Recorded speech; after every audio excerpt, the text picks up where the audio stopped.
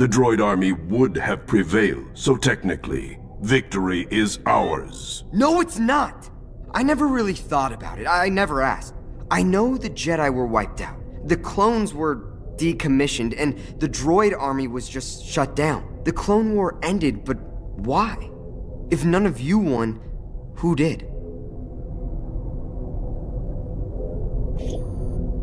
The Empire. Zeb, that's right. How did you know? Because they're here.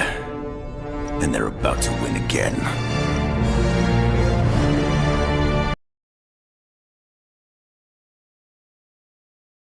Salutations privé, bonjour, annyeong, guten tag, and good health everyone. Thanks for stopping by Star Wars Disctrict. If you don't mind, please help my channel grow by hitting the like and subscribe button. Let's jump into this. Senator Palpatine, or Darth Sidious, is more twisted in his calculated thinking than we can begin to realize. We all know that he wanted to corrupt Anakin into joining the dark side and becoming his Sith apprentice. Palpatine achieved this goal in stellar fashion, to say the least. I've just come to understand how complex Palpatine's schemes are. One example is from the Attack of the Clones movie. One of the many characters in Star Wars that tends not to get a whole lot of attention is Shmi Skywalker. However, she was very crucial in corrupting Anakin. In the movie, Anakin tracks down the tribe of Tusken warriors that captured his mother and tortured her. Of everything, this event was a crucial marker on the Turn Me Sith Lord timeline of Anakin. But what I just realized is Shmi's abduction and subsequent death was not random at all. It was a meticulous act drew up by Palpatine. Now, before you reject the concept, let me quarterback this explanation. Palpatine has his eyes and ears everywhere in the galaxy. He is well informed politically and with the criminal underworld. Palpatine was always in communication with his underlings, like Count Dooku. Palpatine was well aware that the Viceroy of the Trade Federation, Nute Gunray, wanted the death of Padme as terms for joining Count Dooku and his Confederacy of Independent Systems, or CIS. Her death was pseudo-greenlit as a subplot of the brewing Clone Wars. There is no way a senator of Padme's standard is killed without prior approval. The potential blowback would be too chaotic to manipulate effectively. I say all that to illustrate that Palpatine is well aware of the efforts Padme was making to free slaves on Tatooine. More specifically, Padme wanted to free Shmi Skywalker from slavery and Tatooine altogether. Palpatine could not have the one person that has the biggest and most complete influence over Anakin roaming freely in the galaxy. She would pose too much of a threat to Palpatine's plans. So, in trying to free Shmi, Padme signed her death warrant. Unbeknown to mostly everyone in the galaxy, the Clone War was brewing and was about to officially begin. Palpatine needed to get rid of Shmi Skywalker.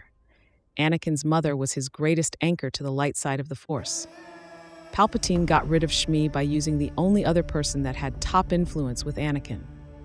Who might this be? None other than Padme.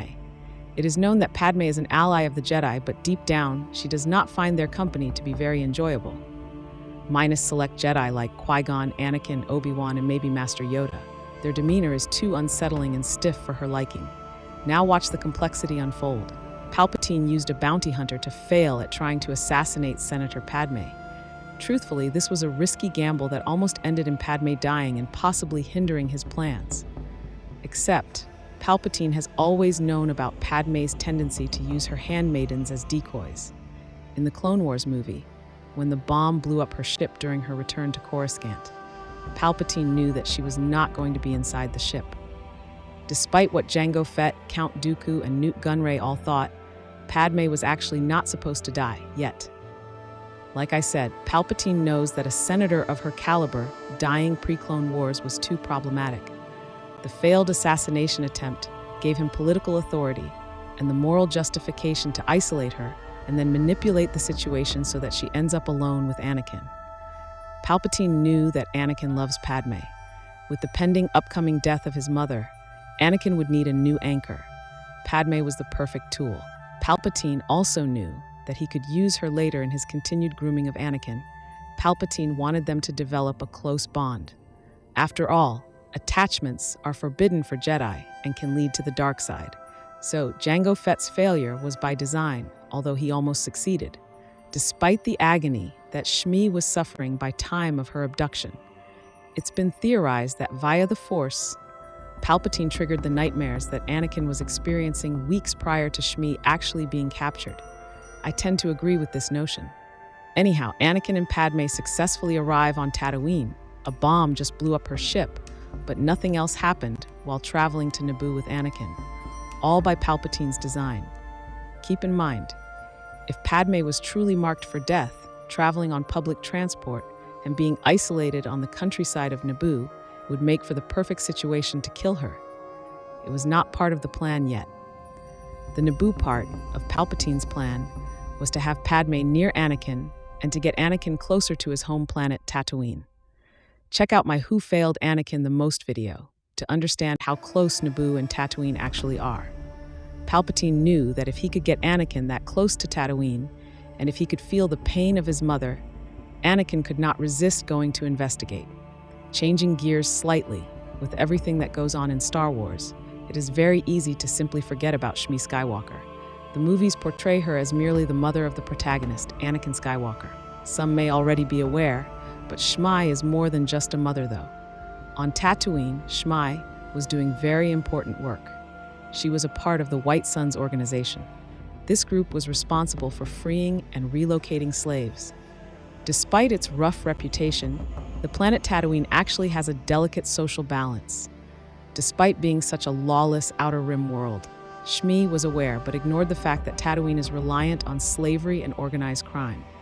For years, Shmi was disrupting the economic, social, and political balance of Tatooine by liberating its slaves. Film-wise, her character was never developed past being a mother. But I ask you, have you ever wondered why Anakin just seemed to be able to fix anything? Shmi was very capable with machinery, programming, and tinkering with them. After all, who else would teach a Tatooine slave boy? Ultimately, Shmi was able to make a device capable of scanning, locating, and disrupting the tracking chip bomb implanted in slaves. The White Sun organization would help remove the bombs and then get slaves off Tatooine. Through his vast shadow network, Darth Sidious was aware of her efforts as well.